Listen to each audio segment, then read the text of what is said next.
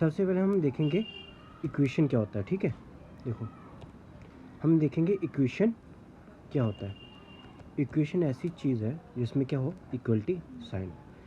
जो इक्वलिटी के right hand side में उसका बोलते हैं हम राइट हैंड साइड, जो लेफ्ट हैंड साइड में उसका बोलते हैं हम लेफ्ट हैंड साइड, ठीक है।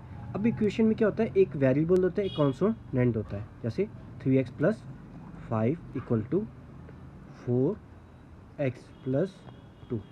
जो ये इंग्लिश के अल्फ़ाबेट होते हैं, इसको क्या बोलते हैं हम, वेरिएबल बोलते हैं। क्या बोलते हैं, वेरिएबल। इसको क्या बोलते हैं हम, कॉन्सोनेंट बोलते हैं, ठीक है।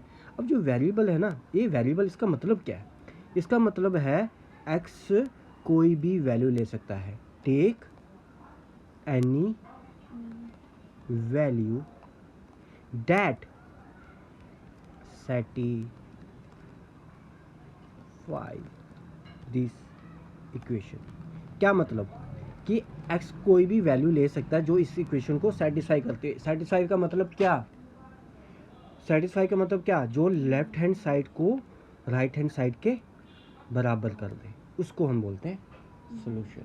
और x को वेरिएबल इसलिए बोलते हैं कि कोई भी वैल्यू ले सकता है। लेकिन ये तीन ही लेगा ना, 3 4 थोड़ी ले जाएगा, ठीक है।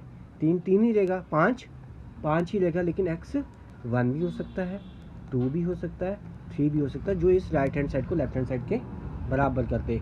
इसको ऐसे समझो, आपके पास एक तराजू होता है ना, ठीक है, जिसमें ऐसे वेट रखते हैं, बीच में ऐसे कांटा सा होता है ना।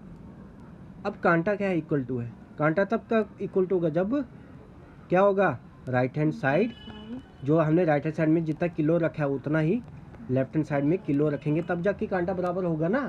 कांटा ऐसे बराबर होगा नहीं ना, होगा। इसी तरीके से जब left hand side right hand side के बराबर तब होगी जब कोई एक्स की वैल्यू आएगी जो एक दूसरे को बराबर कर देगी। देखो हम कैसे करते थे, ऊपर क्या लिखा था मैंने, 3x + 5 = क्या लिखा मैंने, 4x + 2।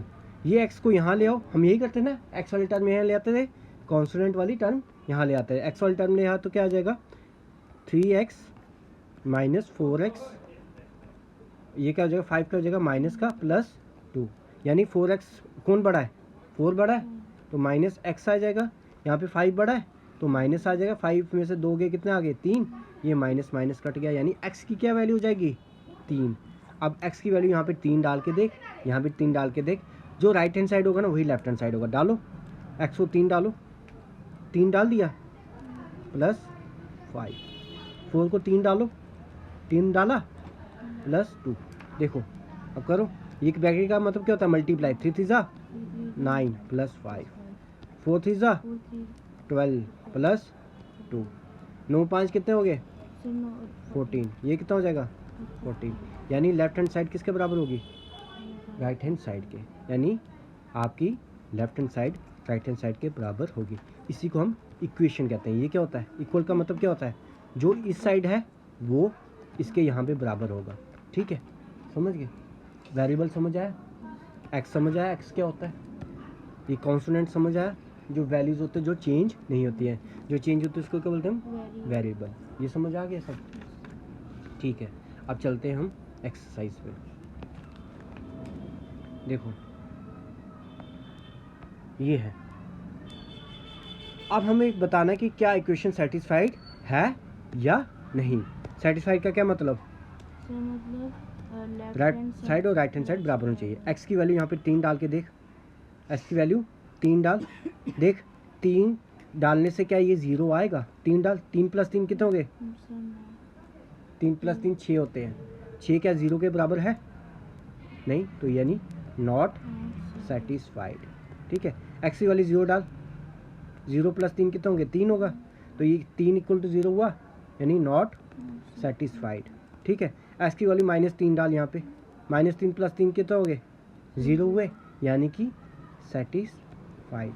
समझ गए, यानी कि जो x की वैल्यू आई वो क्या जगह हमारा सोल्यूशन, इसको क्या बोलते हैं हम, सोल्यूशन। इसी ने ही हल किया ना, सोल्यूशन का मतलब क्या होता है, हल करना। इसी वैल्यू ने हल की हमारी इस इक्वेशन को, तो हम इस -3 को क्या बोलेंगे, सोल्यूशन बोलेंगे। क्या बोलेंगे, समझ आया, ठीक है। अब आगे चलो, देखो x की वैल्यू यहाँ पे 7 डाल, 7 माइनस 7 कितना हो जाएगा 0, तो यानी कि नॉट सेटिस्फाई, ये सोल्यूशन नहीं है। एस की वैल्यू 8 डाल, 8 माइनस 7 कितना हो गया 1 आ गया ना, आ गया 1 यहाँ पे भी, यानी कि सेटिस्फाइड, यानी कि 8 हमारा क्या हो जाएगा, 8 वैल्यू क्या हो जाएगी हमारा सोल्यूशन। ठीक है, बाकी ऐसे करना, ठीक है, बाकी भी ऐसे करना। अच्छा, अब थोड़ी सी चीज़ें बताता हूँ और। अब ये देखो, अगर हमें वेरिएबल को मल्टीप्लाई करना है कॉन्सोनेंट से, क्या करेंगे हम 3 इंटू एक्स, हम इसको कैसे लिख सकते हैं 3x, क्या लिखेंगे हम, ठीक है, मल्टीप्लाई में। अब हम अगर डिवाइड करना हो तो हम क्या कैसे करेंगे, वेरिएबल को हमें कॉन्सोनेंट से डिवाइड करना हो तो हम ऐसे करेंगे x डिवाइड बाई 3, क्या लिखेंगे x डिवाइड बाई 3, मल्टीप्लाई में ये, डिवाइड में। अगर सम करना हो तो x क्या लिखेंगे x प्लस 3, ये सम हो, ऐसे सम ऐसे बताते हैं, ठीक है ना। ये 3 इसमें प्लस नहीं हो जाएगा, ठीक है, 3 अलग से लेगा। अगर हमें इसको डिवाइड करना प्लस करके माइनस करना तो x माइनस 3 लिख देंगे, यानी या 3 माइनस एक्स भी लिख सकते हैं, 3 प्लस एक्स भी लिख सकते हैं, ठीक है। इसको ऐसे लिखो या जैसे लिखो कोई फ़र्क नहीं पड़ता, लेकिन इसको इसमें पड़ता है। अगर x माइनस 3 है और 3 माइनस एक्स का मतलब अलग अलग है, समझ आया। आज इतना बेसिक करो, ठीक है। अब आगे वाला क्वेश्चन खुद करेगा। देख देख, हमें बताना कि जो ब्रैकेट में है क्या वो सोल्यूशन है। सोल्यूशन का क्या मतलब होता है, जो वैल्यू डालो लेफ्ट हैंड साइड और राइट हैंड साइड क्या आनी चाहिए बराबर। यहाँ पे 1 डाल, 1 प्लस 5 कितना होता है 6 होता है ना, 6 19 के बराबर है नहीं, तो ये सोल्यूशन नहीं है। यहाँ पे -2 डाल, 7 माइनस 2 प्लस 5, 7 2 ज़ा 14, लेकिन क्या आएगा माइनस का प्लस 5, दोनों को सम कर कितना हुआ -9, क्या -9 90 के बराबर है नहीं ना, ये सोल्यूशन नहीं है, no solution, -2 is not the solution. यहाँ पे 2 डाल, 7 2 ज़ा 7 2 डाल प्लस 5, ठीक है, 7 2 ज़ा 14 प्लस 5 कितना आया 19, तो 19 है ना सोल्यूशन, यानी क्या हो जाएगा 2 इज़ द सोल्यूशन। समझ गया, बाकी खुद कर लेना, फिर मेरे को कल बताना कि इसका क्या आएगा, ठीक है। ये क्वेश्चन सॉल्व कर सकता है by heat and twelve method. Heat and twelve method का मतलब कि हम इसके वैल्यू डालेंगे और इसमें निकालते जाएंगे। कल कराऊंगा ये, ठीक है, कल करवाता हूँ, आज इतना ही।